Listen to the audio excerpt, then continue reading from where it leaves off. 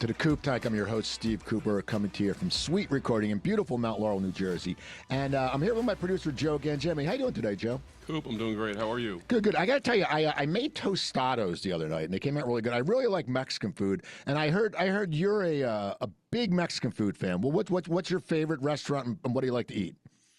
I love some Mexican food. Not gonna lie, I do go to Chipotle sometimes, and that's not quite exactly what I would call authentic. But there is a local place I'd like to shout out. It's on, it's in Mount Laurel as well. It's right in the Rancocas Woods strip there with the little shops and things. It's called Mon Paz Tex-Mex Barbecue. It's a tiny place. You might drive right by it, but go check them out and get the birria tacos. All right. And now, why don't you tell us about SuiteRecording? Absolutely. So at SuiteRecording, we help brands, businesses, and organizations and independent creators to just tap into the content, the creator economy, using the power of podcasting and YouTube and, just video content basically in a myriad of different forms. So we can help you with everything from podcast planning, recording, production, and even publication. So if you're interested in learning more about what we can do, contact us anytime at hello@suiterecording.com or visit us on the web at suiterecording.com. That's SUITE. Take it away, Coop. All right. Well, we have a great show today. It's funny. My first guest, I've never met him in person, I don't think, but I've been Zoom networking with him since the pandemic. From Total Benefit Solution, it's Ed MacConnell. How you doing, Ed? Hey, thanks for having me. I'm here. All right. And next from Beehavior Budz. I just saw her at Marlton Day, and she was at my comedy show a few weeks ago. It's Michele Kreuzer. How you doing, Michele? Hi, Steve. How are you? Good to be here. Yeah, thank you. And then another person I saw at Marlton today, and there's actually a picture of me laying on the mattress. It's from Your Sleep Mattress Boutique. It's Kelly Wernersbach. How you doing, Kelly? Good. Hey, Steve. How are you? I'm excited good. to be here.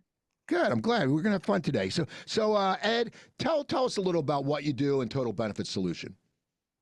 Sure. I mean, we do like health benefits mostly for small companies, but we do work with people whose employers don't give them benefits. And we also work for a lot of people who are on Medicare. Okay. And how about you, Michele? Tell us a little about what you do and what Behavior Budz, because you spell it with a B. Big EE, Behavior Budz. Tell us a little about your company and what you do. Yes. So I'm the owner of Behavior Budz. I work with parents and with children, younger children, ages about 3 to 10 typically. And then I also work with staff that works with children to do staff training. Okay. And tell us about your mattress boutique, Kelly. So I am the owner and operator of Your Sleep Mattress Boutique. I like to say I'm a little bit different than any mattress store that you'll walk in. It's very welcoming. Spend a lot of time working, with doctors on the spine and how to fit people to a mattress and getting fit and not sold a mattress is what I do here. All right. And she makes very good sangria. I've been at her networking events. Now, everyone has a story how they got to where they got. I've traveled around. I've been in all different places, and I love to hear people's story. Michele, how did you end up starting Behavior Budz? What's your background and your path to how you got there? Well, I've been working with the special needs population since 1998. I was a job coach, and I worked with teenage moms. I even worked at Camden County Youth Center, Detention Center.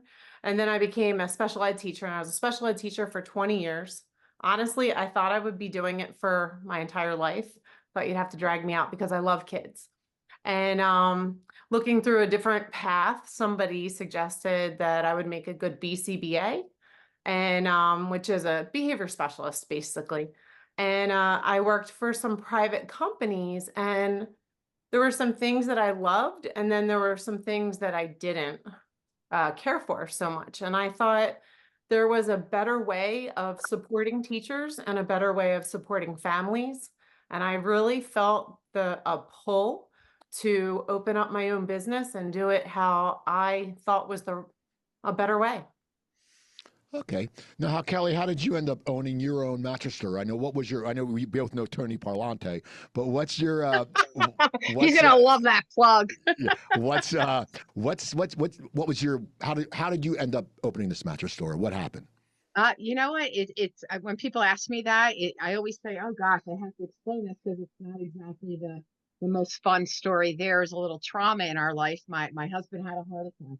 And I was actually a happy stay-home mom. I always say nobody grows up saying, I'm going to sell mattresses for a living. But you know what? I did it and I fell in love with the industry. And just like Michelle, there's some things you love about things and some things you don't. So that's why I got into opening up my store. The things that I didn't love, I changed for my own store. So it's been Okay. great ever since. I like your story. And Ed, tell us about how you started Total. I know you have a really good story, so tell us about Total Benefit Solutions. I'll try to keep the story as short as I can for you, but uh, the background of my company is that I had a employer that provided health benefits. We're talking way back in the late '80s. My daughter was born with a terminal liver disease, and the health insurance provided by my employer said they weren't covering the procedure she needed. So me and my family sort of became experts in the health insurance world totally by accident.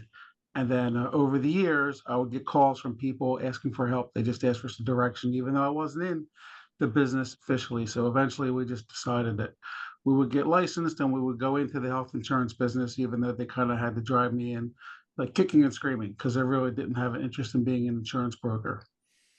You know, it's funny. All of you have this story where you did something and you're just like you wanted to change, and I love that. And I think so many people are doing that now. And a lot of times people are afraid to do it, but I'm like, hey man, you know, you don't want to die. You know, I'd rather die happy and broke than die You miserable say with that all the pension. time. You know, so. So, you know, we all have people that are important in our lives. You know, I've had different comics who have mentored me. I've had different teachers who made an influence in my life. My wife has changed me a lot. Who is someone, we'll start with you, Kelly. Who is someone who is a very important person in your life? It could be a mentor, it could be a spouse, a parent, but who is someone who's made a difference and helped who you have become now? I have to say, it will be family. It's my family as a whole.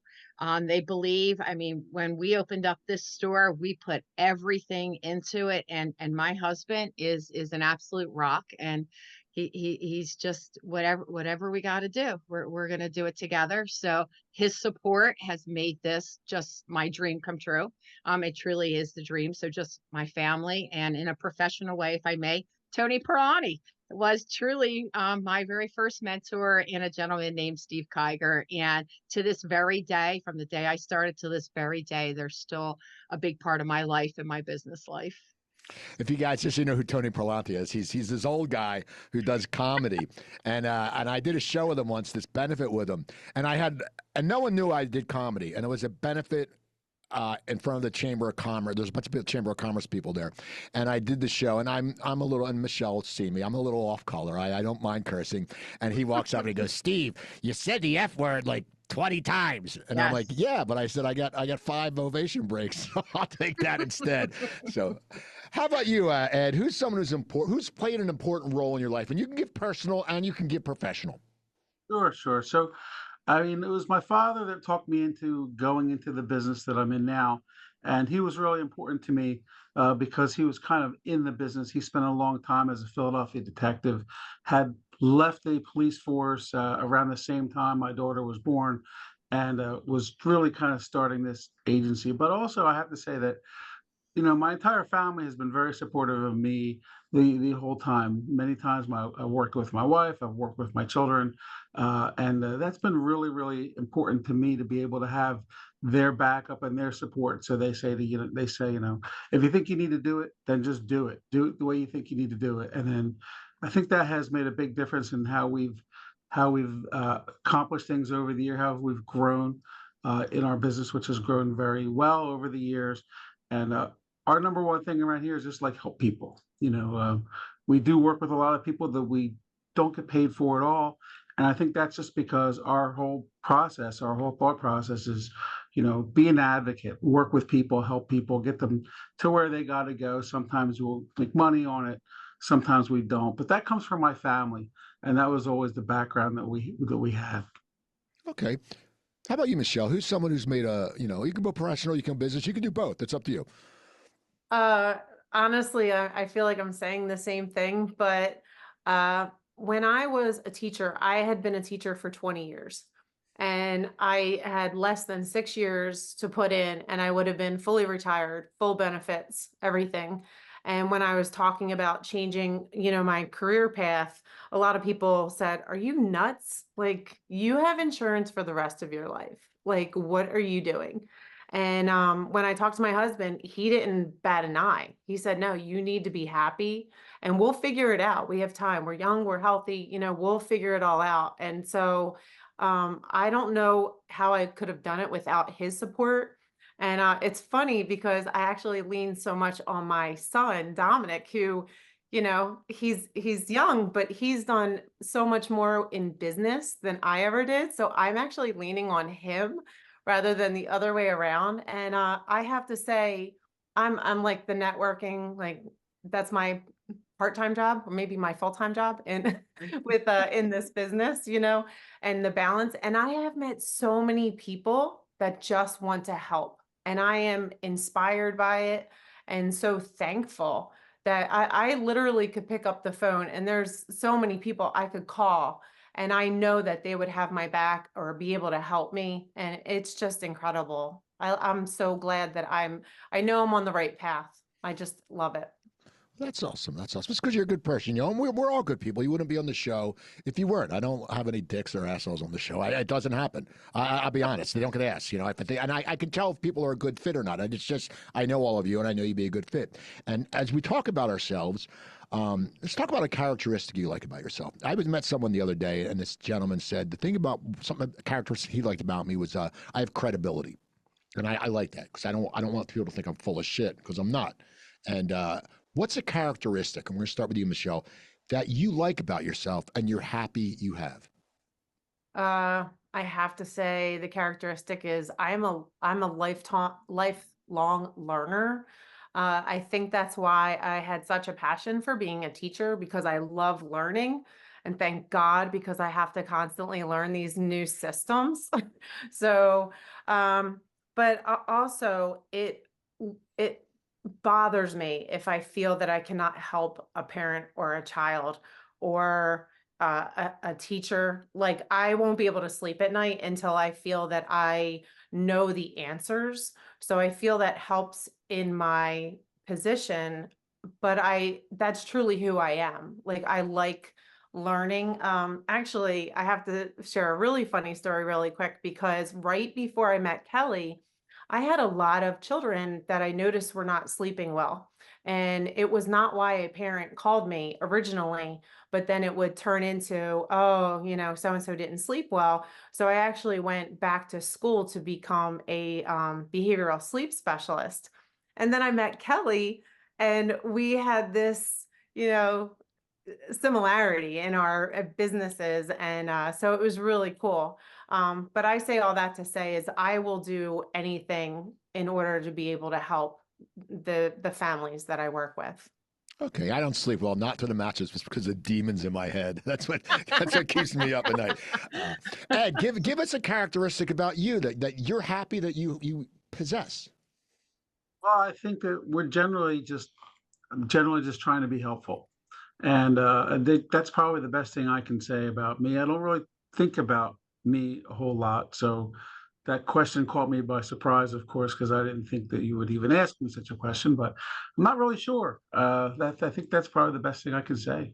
Okay. How about you, Kelly? What's a characteristic you like about yourself? My care factor. I genuinely care about everybody that enters my life.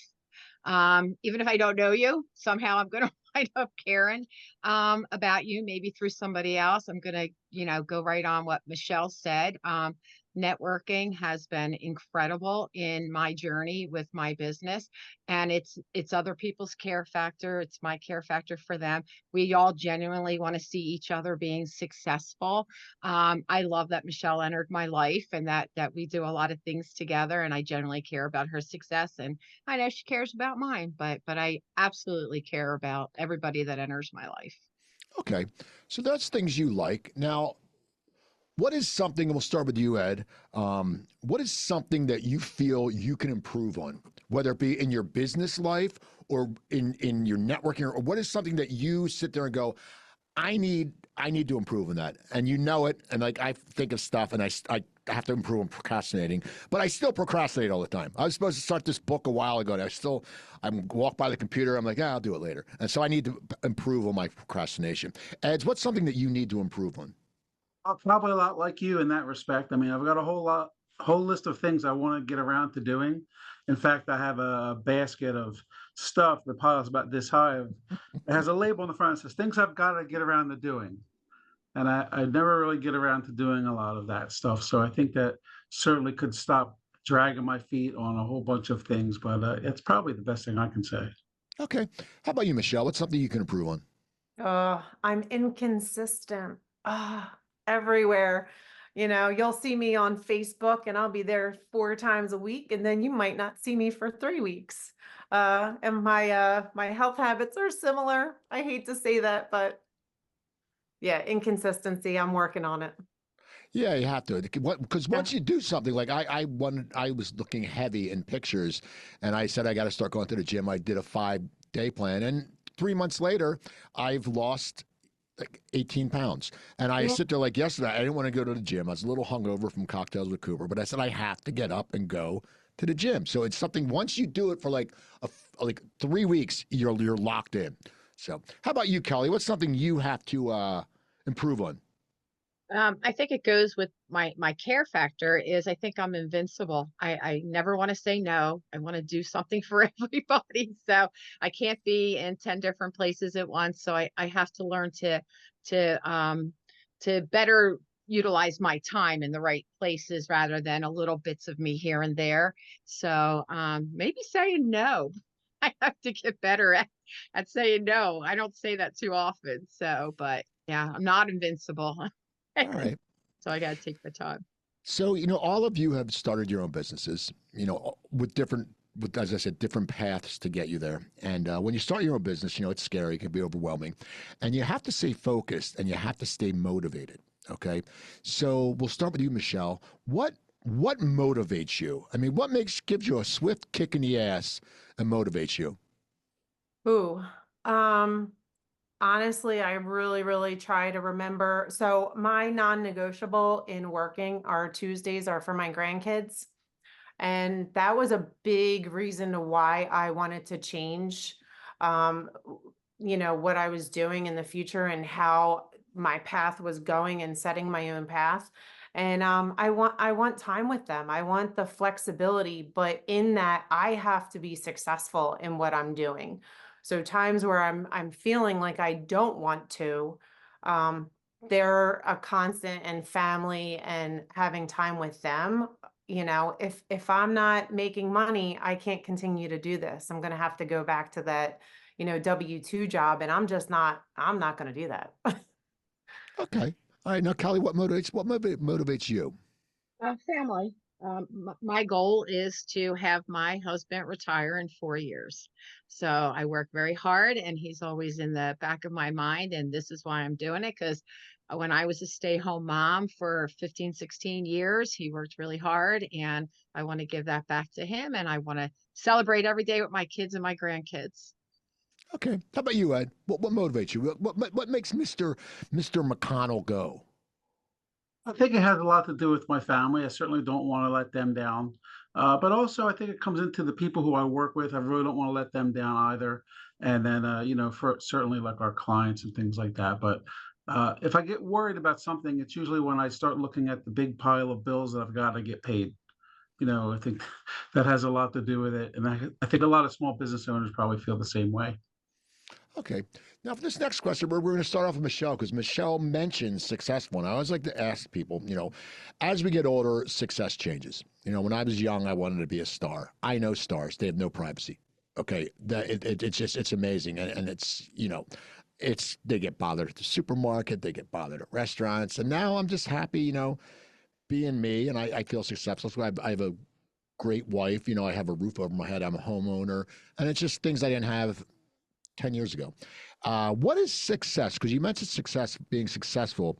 To you, Michele, at this point in your life, what is success? For me, success is I don't have a dollar amount, which I feel like maybe I should. I don't know. But I want to make enough that I can go ahead and take that family vacation, you know, and have my kids and my grandkids and where we can just go. I want that flexibility. I had mentioned that.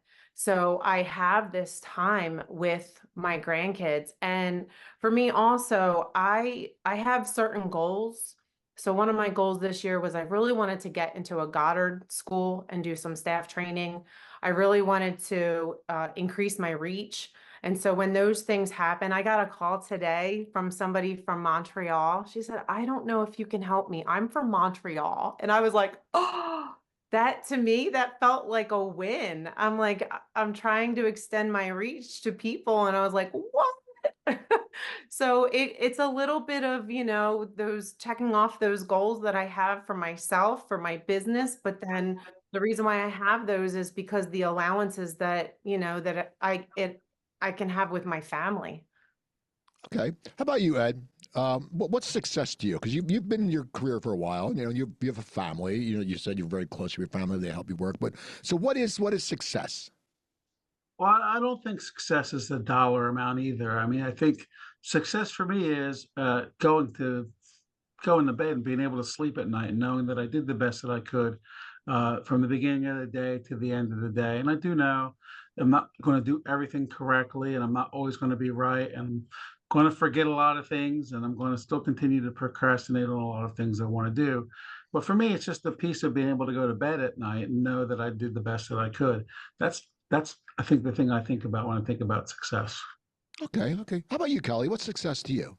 Well, it is funny how success changes as you get older, and success first and foremost is being happy. And I tell everybody every day, I'm so happy. I'm just happy doing this.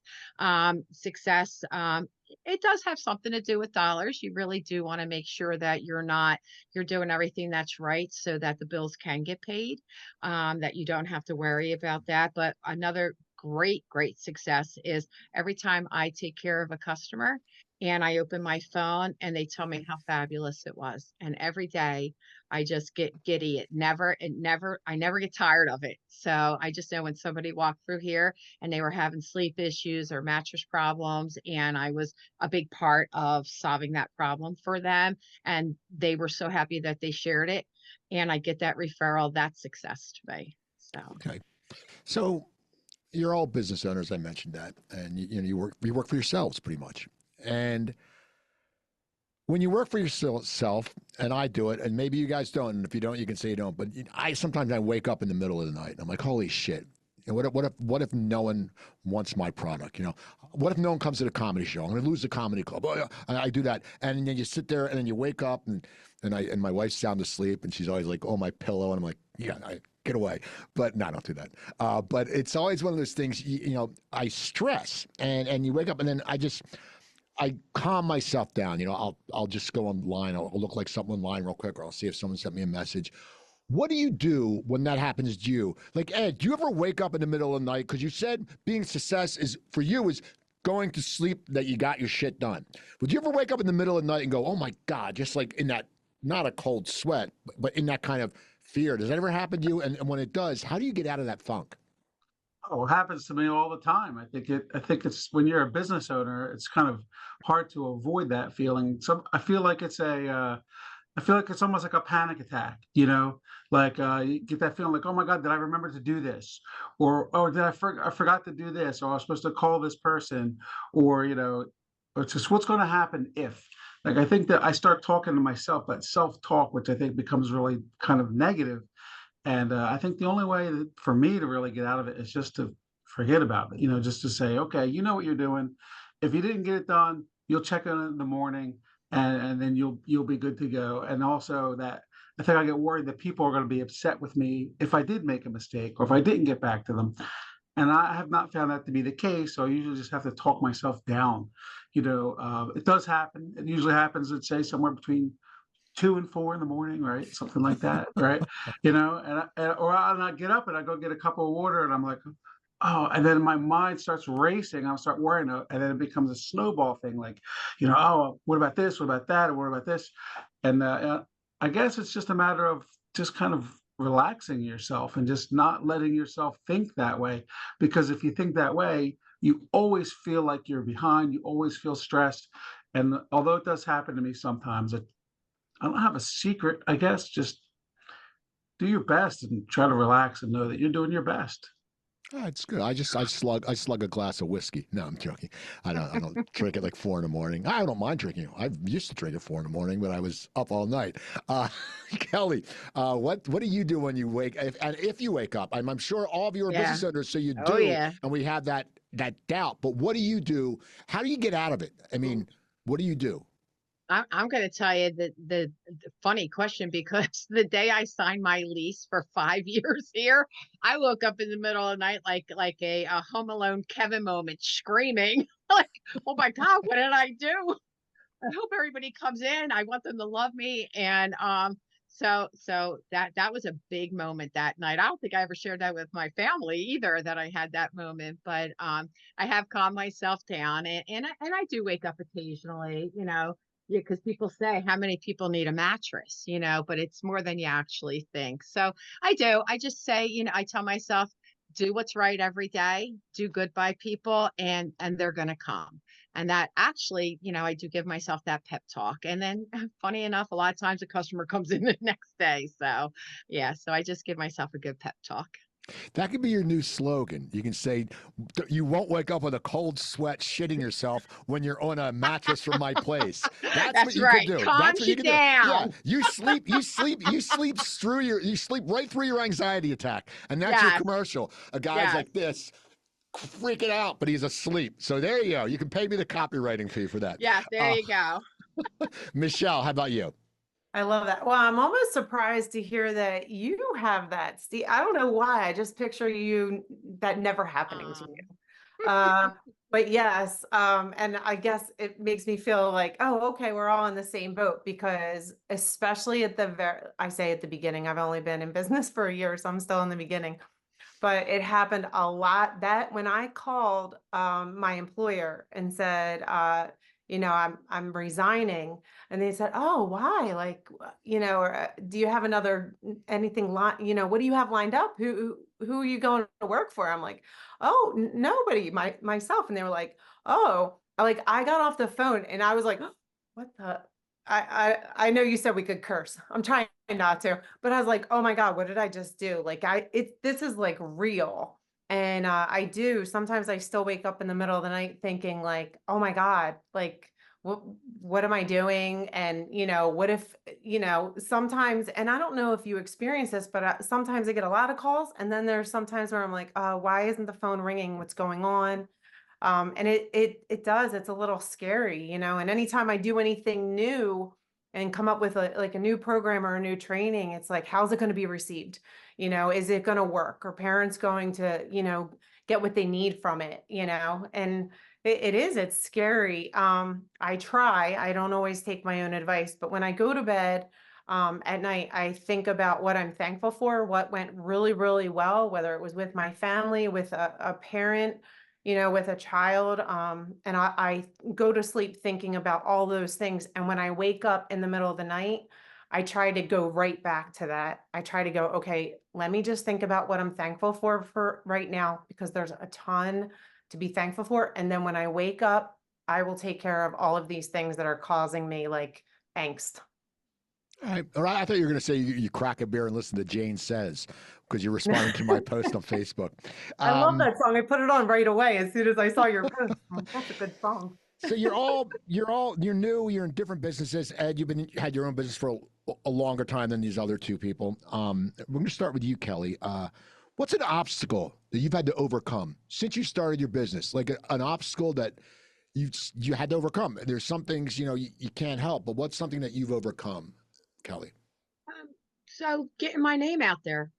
I'm a nobody in this big, town. I'm a little fish, and there's other places to go and, purchase the same product. So I've really had to work really, really hard at getting people to know me, to trust me, to realize that I am different. So that has been quite challenging over the last 8 months, but I will say that I've kept with it. And even you come to my, events, and and Michelle, and we have a great time and just keep working and working and, letting people know that I'm here. And I think that's going to be ongoing.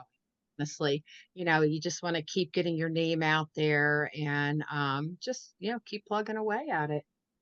As I say, people, if you see an event at Kelly's, go, because the sangria, the peach sangria, is amazing. She let me take a half. Bomb. She let me take a half a jug home. I was driving. I'm thinking, what if the cops pull me over? I got a half a jug, and I'm like, how am I going to hold this? Like, it won't fit my cup holder. I'm like, what if I put it on the floor and it spills? My car's going to smell like a big bottle of wine. But I got it home all right. And Joanne looked at me. She's like, what are you doing? And she's like, I'm like, hey, if it's free, it's for me. I'll take it. I don't care.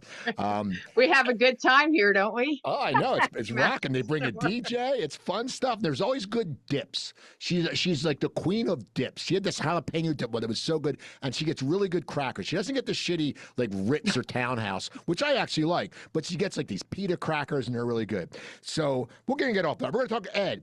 What are some obstacles that you've run into with your business? I think that by nature, I've always been like more of an introvert. So I think that for me, I had to work really hard at being able to just go out and meet people. I can go back 25, like a business networking group I think I went to. There were about 12 people in attendance, and I was scared to death to say or do anything, to talk to anybody, to meet with anybody, to just introduce myself. It was very difficult for me.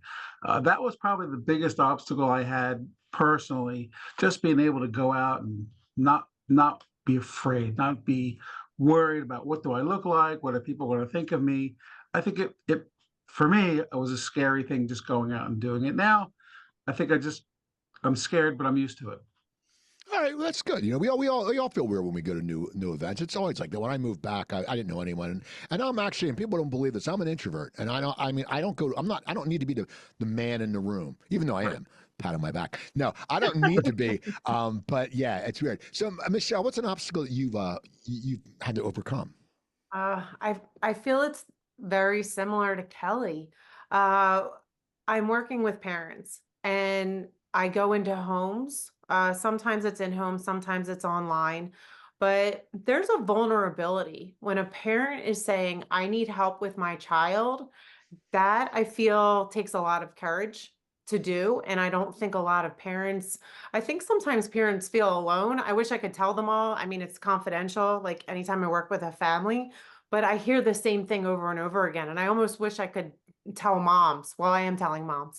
I hear the same thing. It's the same, we all feel like, we shouldn't be making these mistakes, or we should know what to do, or we should always be calm. And so I feel though sometimes moms especially have trouble asking for help. So like having that trust with them. And then when I go into schools, it's really trying to get my name out there. They don't like, who's Michele Kreuzer? What's this Beehavior Budz? Like, what do you do? And why should I hire you? And just trying to get out there, and it's challenging. And I think, with working with, in schools where there's children, people need to know me. People need to trust me. It's not like, oh, hey, I know somebody, I think they can help you. Like, I feel like it takes a lot of time to get to know me before they have that comfort of either referring me or working with me. Okay, we're going to stick with you because you said about referring. When you refer somebody, because we all refer people, like if I know someone for sleep, and people, you have to trust them, because you have to know them, because if they don't get the deal, it's okay. But if they get the deal because they're a jerk, you hear it from the person you referred. You're like, that person's just like, what were you thinking, Cooper? So what is a quality? We'll stay with you, Michele. What is a quality that someone has to have for you to refer them? To say, okay, go see I want to introduce you in a business sense. Right. A few things. It's usually something they say that reminds me of someone else, and I think it will be a good match. So, I'll take a banker, for example, only because how many bankers? We see so many, right? We meet so many. but sometimes somebody will say something and it triggers, like, I don't know, there's a warmth or there's some kind of connection, or I think, wow, that person is really good for my daughter, or that person, or whoever that is. So there has to be that feeling of connection there. There's some people that honestly might be amazing at their job, but I don't know. I feel that when I'm talking to people, I need to feel like that warmth and connection, that they care. And I feel like a lot of times too with networking, you can tell there's different people that are like, here's my card, this is what I do. And then they don't want to have that relationship. And then there's other people who ask you questions. I was told early on, be interested, not interesting. And so I'm really trying to get to know people, but I'm also looking for that also from them. Okay. How about you, Kelly? What's for you to refer someone? What's a characteristic they need or quality? Yeah, no, I have to trust them. I have to know that this is what, just like Michele said, that they're not just, out there handing out cards and then just moving on. Like, it's a numbers game. I really want that person to, really love their job and be passionate about their job. And that has to show through for me to refer somebody. And if I can, Michele and I have referred back and forth, and we both have clients that we're working with right now, that we refer to each other because I trust. I love her. I know she's going to be right by them, and I hope she feels the same about her. She went Of course. But yeah, so it's I trust Michele wholeheartedly, and I would trust her with my family members, so I would absolutely refer her. Okay. How about you, Ed? What is something a quality? Because you've been around in the business for a long time. You meet a lot of people. What is a quality that you need? A person needs to say, hey, you know what? You can go. You know what? Meet this person. Well, I think that, for me, when I'm sending someone to someone else, I'm making a referral. I have to be comfortable that that person is going to treat the person I'm sending them to the same way I would treat them. Or, I want them to feel comfortable. I mean, I want this person to be credible, of course, but for me, it's just a matter of comfort that I know if I trust you with my family or my friends or my coworkers, that you're going to treat them the same way I would, because that's really important to me, that they understand and they have a level of comfort and trust, that they know that this person is not just here to make a buck. This person's here to help me. They're going to solve a problem for me, and they're going to treat me the same way. I think that's what's really probably the most important for me. Okay. I asked this question for the first time last week, and I'm going to say exactly what I said last week because, you're a different group. I want to know something that, and you can think about this, something that people don't know about you.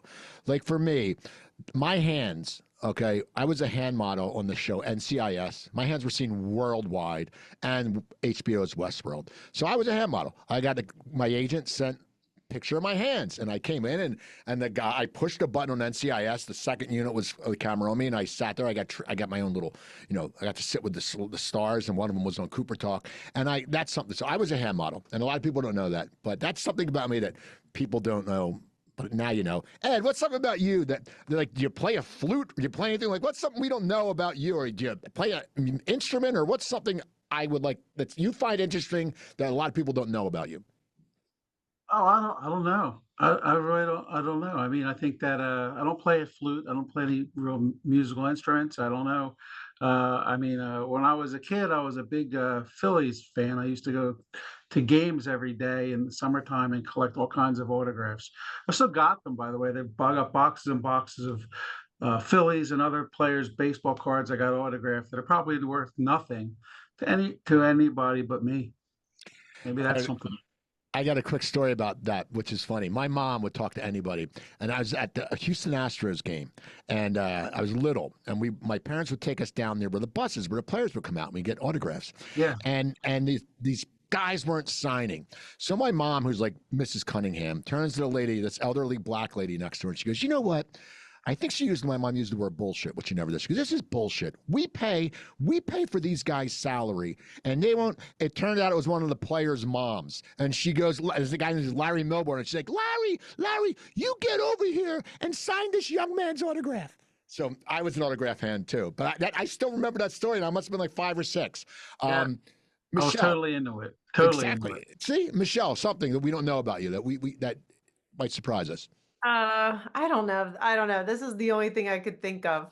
So, when I first started, I kept saying, "Oh, I'm not an entrepreneur. I never thought I would do this ever before in my life." And I remembered a story. When I was a kid, I mean, young, like I grew up in Brigantine. So I grew up right on the golf course, and I would go around and I would collect golf balls.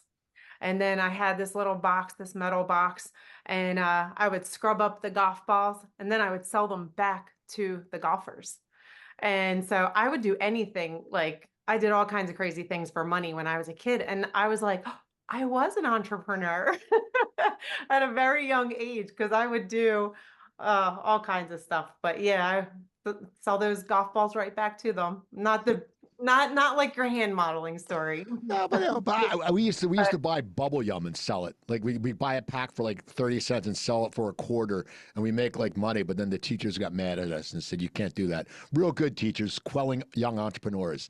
Yeah, see, I So would that's have why encouraged you get out of teaching, Michele, because you were quelling entrepreneurs.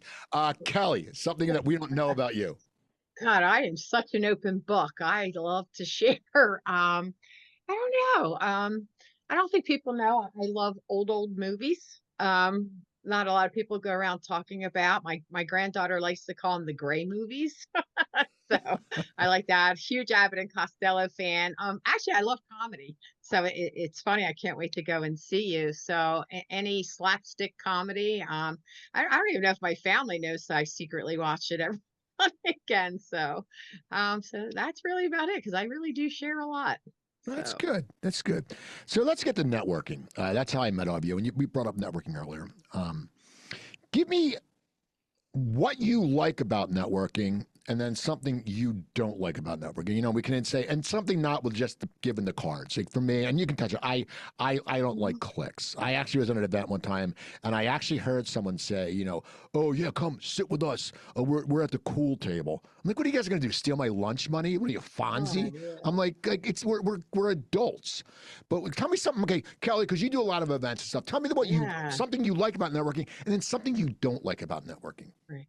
I honestly love probably almost everything about networking. I love seeing, we just talked about it. I posted how I love seeing my favorites, you know, everybody that I see every day, the girls like Michelle and Chris and Maria.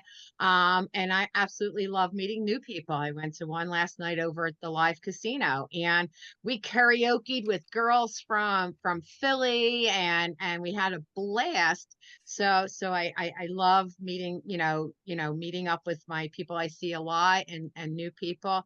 What I don't like about it, sometimes the venues are very loud and it's very hard. And even my voice today is you're always talking over. Now it should be loud, it should be fun, it should be dynamic, but sometimes it's very loud. Was So Splits too loud the other night?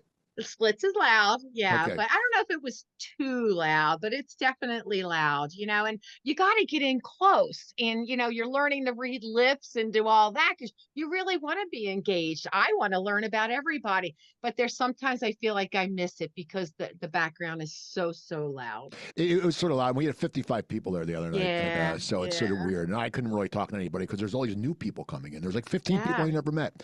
Ed, yeah. something you like about networking, something you don't like about networking. Uh, I love learning about other people's businesses.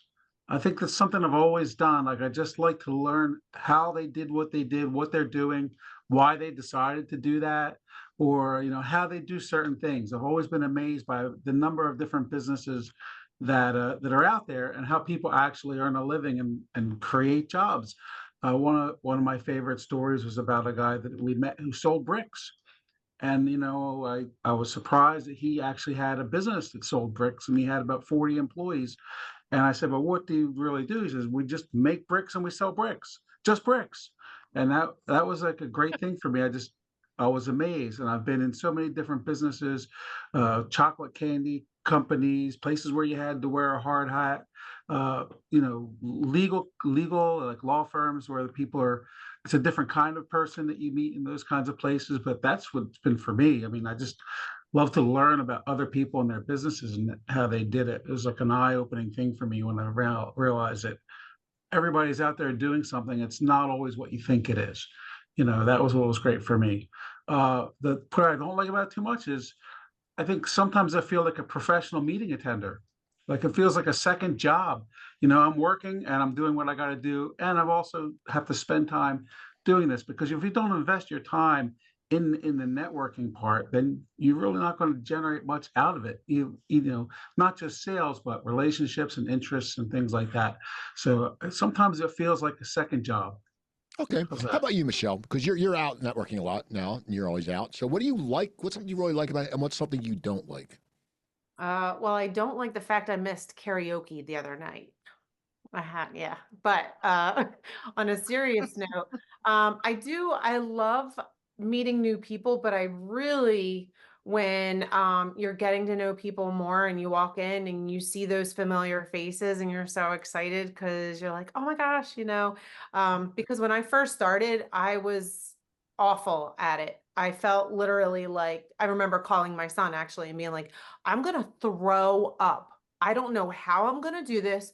I don't know anyone. I have to walk into this, like, I feel like the high school kid, with the cafeteria saying, please, somebody let me sit at your table. Well, actually, that's funny Yeah, because yeah. you didn't mention that. But I'm getting better at that because of seeing those familiar faces. So I love that part of it. The part for me I don't like is I get still a little awkward when we're talking and then like, okay, like you're there to meet people, but you're not there to spend an hour together. So that awkward pause sometimes, and maybe this is me, where you're like, okay. And then it's like, what do I say to not be rude, but walk away? Like, okay, we're done. We're good. Oh, I see somebody. Oh, talk to you later. Like I'm not good at that part. I don't know. Yeah, that's what I do. I just go, oh my God, oh my God, I've talked to this person about something, and I just leave. Okay. I just do. If you learn how to do it. It's a skill. It's like when I do comedy, when someone comes up and tries to tell you a joke after the show, which you've heard like 20 times, you learn that you don't have to listen. You listen to the blah, blah, blah, blah, but as soon as that person pauses, that's usually the punchline. And then you laugh. And then you walk away. And and you don't seem rude, but it's a trick I learned from being on the road years ago. I was in West Virginia doing the show, and this guy's like, "Rah, rah, rah, rah, rah, rah," and they pause, and you can tell their face because they're not professionals. And then you go, that was good. And then you walk away. You just gave it away. No, I do, but so people know now not to tell me jokes because I don't want to hear them. Right. Just put it out there. I gotta wait for the pause and then go, oh, I gotta talk. We know it. Yeah, exactly. That's what we do. All right, thank you. So now I don't know if you guys are avid business book readers, but you can give me a business book, or if you're not, another book that has made a difference in your life. I mean, some people not made a difference, but just something made impact. A lot of people read a business book and they go, "Oh, this is really I've learned a lot from it." Ed, are you a business book reader? And if so, what's a book that you would like to share with the viewers because it's meant something to you? I used to read a lot of books, and then I started buying them on audio, cassettes, CDs, listen to them in the car. Not so much recently. But yeah, I mean, for me, like Dr. Ivan Meisner, the guy who started BNI, he wrote some books that I really thought were good. Giver's Gain, I thought that was a really great book to read when you're trying, especially if you're trying to develop your networking. Also, a book, Dig Your Well Before You're Thirsty. It was a great book that I thought was excellent. It just kind of taught you this is how you kind of start finding the ways to do those things. Because, like I said, when I first started doing this networking thing, I was terrible at it. And like Michele was saying earlier, I mean, I remember standing in a room full of 12 people and trying to stand up and talk to them, and I couldn't stop my leg from shaking because I was so nervous. So there are some really good books out there, I'm sure, but I haven't read any new ones lately. Okay. How about you, Kelly? Are you a business book reader? Yes. Yeah. As a matter of fact, I'll even give a little to Michele and I are getting ready to put a book club together about business and things like that. And I'll let her talk more about that. But I like Selling Retail. It was one of my favorite books. And probably read it 10 times because I always want to remind myself, because that's what I do is sell retail. And retail's a tough gig sometimes. So it's a great book to kind of keep you motivated. Sometimes people say the funniest things. They're like, they come in and they want to look and they're like, I'm not buying. Okay, well, let's just come on in. Just let's have a good time. But it teaches you how to react to negativity and be positive. And so I do enjoy reading that book, because like I said, retail's tough, but I love it. I love it so much. So Okay. How about you, Michele? yeah. I actually just picked up, well, it's been on my shelf for years, the 4 Hour Work Week. So I just started that. I'm thinking maybe that can be our first book, maybe, Kelly, for a book Sounds club. good. Thinking about. I just finished Ed Milet's book, The Power of One More. That was really good. But I have to say, my favorite that I've read a few times is called The Miracle Morning. And I really love that because it's really about doing certain things in the morning for yourself before you start your day and being in that right mindset. So I would recommend that over and over again, is Miracle Morning. Okay. So I should start reading business books, but I'm like, nah, I have no interest, And I have books on tape. I was an Audible for a little bit, and I have books that I've got, and I still haven't listened to them. I canceled Audible. I have one. Actually, there's a good book by an actor who I know. His name's Matthew Del Negro, and he's on City on the Hill, and he's coming up in the Cocaine Hotel, and he was a lacrosse player at Boston College. Good looking guy. He just quit. And he got into acting, and he goes into about how many times he's gotten rejected, because actors get rejected more than any of you will ever understand. I mean, that's the hardest field. I mean, it's awful. But I have to go back and listen to that, because I told him I got it, but I never listened to it. So he doesn't watch this show, so he won't know. So it's okay. So, social media. Social media is very important. We all go on social media. We have our LinkedIn. We have our Facebook. I keep mine completely different. I don't, because my Facebook is my life. It's my food. It's my wife. It's my celebrity interviews. It's my stupid ass jokes. That's my Facebook. LinkedIn, I promote stuff, and I'll promote things. And LinkedIn, though, I as I look at it every day, there's so much ego and arrogance. Like, people are constantly saying how great they are, and they have no facts to back it up. Okay. Like, if you say I'm award winning, well, you know what? I'm award winning because I won a spelling bee in 3rd grade. There's so much bullshit flying on LinkedIn. And it's sad because I do get a lot of guests from there, and I connect with people there. I messaged you, Ed. I could have emailed you, but I messaged you on LinkedIn.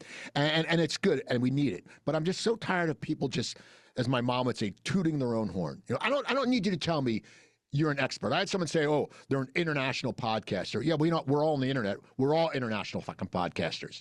So I can't take that shit. So what's something, and this is your bitch session. We're going to start with Kelly. What's something that pisses, and you can, if there's nothing, if you just love it, and if it's all a bed of flowers, say that, and we'll know you're full of crap, and we'll make fun of you. Now, Kelly, what is something that bothers you about LinkedIn? In my industry, God, I hope nobody gets mad at me, but in my industry, it's like everybody's a VP, everybody's a president, everybody's something, and they do a lot of stroking of egos, and everybody's so great and wonderful and exciting, and they jump ship and they go from one to the next, and it's just a lot of ego.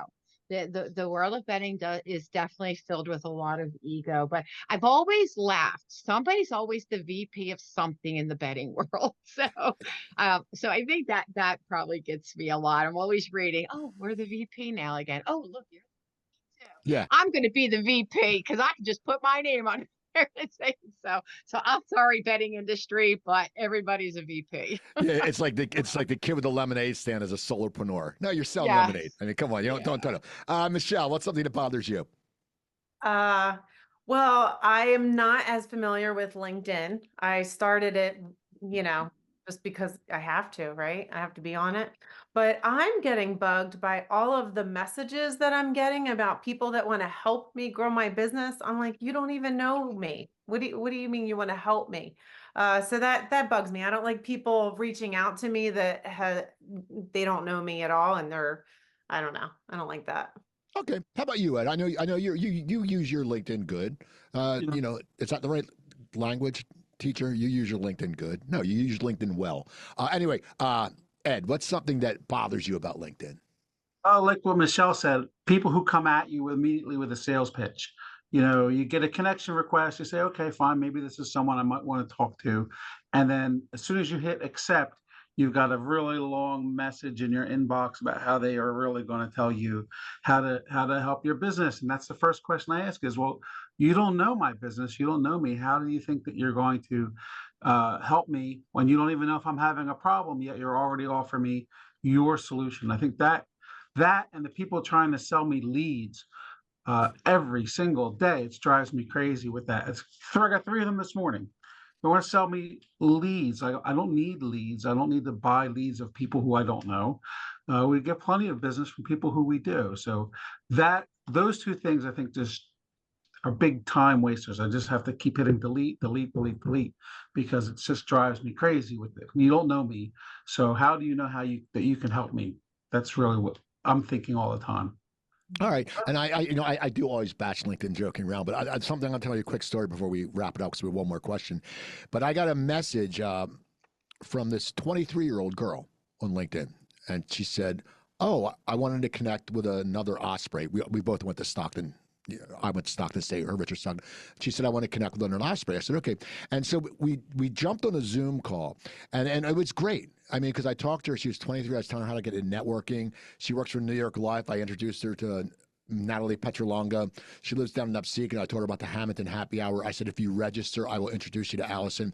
But that was the one thing that really came out of it. It was really good. And just to see someone who's just getting out into the business world and so young and so excited, but then they also miss college and they're a little bit scared. So that was one good. That's so LinkedIn. I don't hate you guys. I just like to bitch at you because I like this part of the show because I hate assholes who think they're better than everybody on LinkedIn. Connection's good, right? Connection's good. Connection's good. Sales not so good. Exactly. Connection's great. And another guy reached out to me today from Stockton who graduated because I posted something on our alumni page about meeting this person. Anyway, so here's the last question of the day. Someone comes up to you, and they can be, and because two of you restarted your own business, you just started business, and someone could be starting a business. They could be starting over. It could be someone getting out of high school or college. It could be a child. It could be just someone you know from networking. And they say, how do I make this happen, man? I'm going into the business world. What advice do you give them? If someone comes, if Ed, we're going to start with you. If someone comes up and says, man, Ed, I'm lost. I don't like my job. I saw on Facebook a guy who doesn't like his job, and I'm going to tell him, well, come to one of my networking things. But if someone comes and says we're lost, or someone comes up, I just graduated. What would you tell them? What's advice you would give them if you were like their mentor? What advice would you give them, Ed? I think the first thing you have to do is just develop your network of people who you know. You have to go out and you have to meet people. And then being visible like that is one part of it. And then, of course, you have to work on your credibility and that people know that you know what you're talking about. You're not doing what you're doing just to make a sale. You're doing it because there's some reason, you've got some reason that's connected you to doing what you're doing. I think that those are really important. And, the business, the money, the profits, they'll come later. But visibility and credibility, I think, are really the two most important steps you can take when you're first building your business or building your own, brand or persona. Okay. How about you, Michelle? What advice? I'm going to piggyback on that, but I'm going to say that you don't have to join every single networking group and join everything. So when I first started, I joined BNI, 3 different chambers, and I joined a lot of different networking groups. And I didn't realize, I know this looking back now, I'm like, oh my goodness, how did I not know this? That you can go a few times and you can feel it out and you can kind of test it out before you just go ahead. So before, if somebody was like, oh, you should join a chamber, I went, okay. And I joined. literally that's what I did. So I learned a lot as far as you don't have to say yes right away. It's kind of like what Kelly was saying earlier, is learning to say no, or just kind of testing things out and not jumping in the deep end into everything. Okay. How about you, Kelly? What advice did you give? For me, I would definitely tell that person to talk with your family, make sure that you know what you're getting into. You dedicate a lot of hours to this business. Don't think you're going to jump in and you're going to make money right away and life is going to be great. You really want to work it. I'm so happy. I love what I do. So I don't mind working 10, 12, 14-hour days. That includes networking. So make sure you know this is what you want to do. Okay, that's good. Well, this is great today, people. Ed, how can people get in touch with you? They can find me on our website, which is totalbenefits.net. That's the best way to get a hold of me. You can find me there. My direct number is on there. Also, our number at the office here is 215-355-2121. And it's okay just to call me if you have a question. You just need some help or direction. I always think that's great.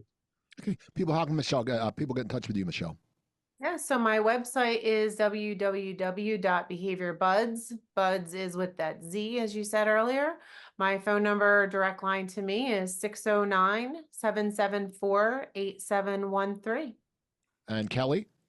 I'm excited that I have a nice space in the Whole Food Shopping Center in Marlton. The phone number is 856-357-3640. And I do have a website that's aysmattress.com.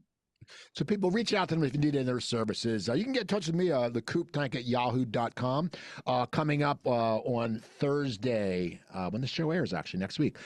Next Thursday, the 13th, and also the 27th, it's Speakeasy Stand-Up at the Soundplex in Pennsauken, BYOB. We're going to have wine tasting next show.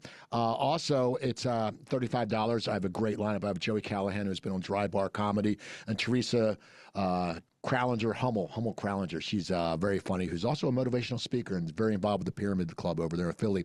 So you can go to, you can email me for information and get your tickets, and I'll send you a flyer, and you can do the code and all that. Also, the next Cocktails with Cooper is July 10th. It's a Wednesday. And if you are afraid of public speaking or have anxiety when you're networking, I will be teaching a 4-week boot camp. It's going to get you to overcome your fear by doing stand-up comedy. We're going to work with you, talking how comedy works in the business world, how, you'll face that fear, because comedy can be tough. And in the last class, everyone will do a 5-minute routine and they can bring their friends. So get in touch with me about that. It's going to be great. That's also going to be at the Soundplex. Also go to YouTube and check out the Coop Tank. Watch it, rate it. My other podcast, coopertalk.net. You can find 1,010 interviews with celebrities and rock stars. And don't forget Joe Gangemi and right over here, SuiteRecording. It's great. Look them up. Go to their website, SuiteRecording, SUITE recording.com, or email them at hello@suiterecording.com. And next week, maybe I'll get Mexican with food with Joe, and I'll tell you all about it. I'm Steve Cooper. You all have a great day, and I'll talk to you next time.